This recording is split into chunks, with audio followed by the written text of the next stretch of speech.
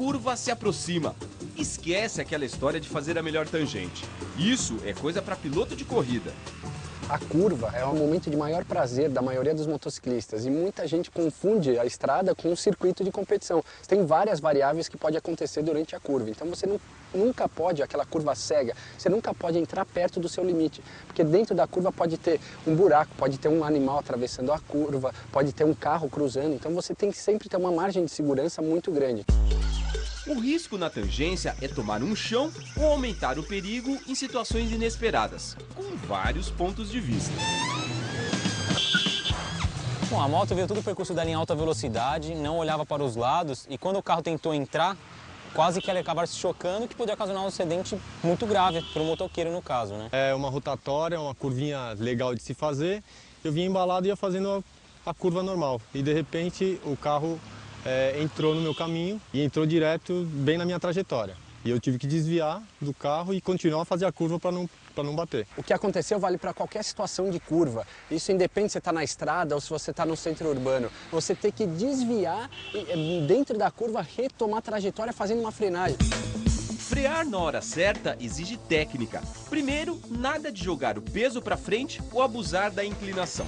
Aqui, recolocar a moto em pé foi rápido.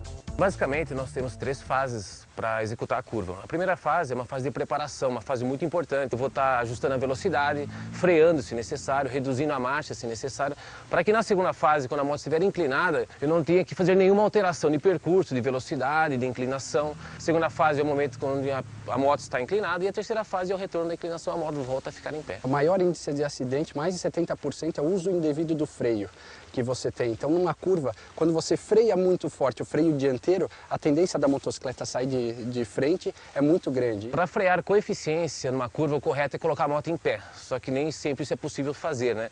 Talvez iniciar com um freio motor.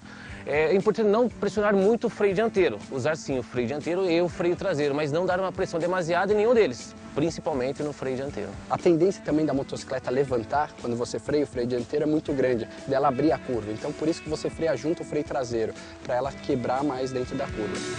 Se frear na curva dá trabalho, acelerar não é menos difícil. O pneu de motocicleta ele tem uma curvatura diferente do pneu do automóvel. Então quando a motocicleta está inclinada, chega aqui na borda, pode ver que a altura é diferente dela em linha reta. Isso muda totalmente a relação final de câmbio. A motocicleta vai ter uma subida de giros mais agressiva. Então, quando você está com a moto inclinada, você tem que dosar mais essa reaceleração. Se você acelerar um pouco brusco, ela vai estar com a relação mais curta, ela vai ser bem mais arisca. Isso tem a tendência da roda traseira escorregar. Por isso que vários tombos com a roda traseira escorregando em saída de curva, porque ela fica muito mais agressiva. Cada curva é uma surpresa. Então, lembra do planejar, identificar, prever, decidir e executar? A essência do PIPD é uma antecipação a um perigo potencial. Então, em curvas, a gente tem que estar aplicando essa estratégia também, né?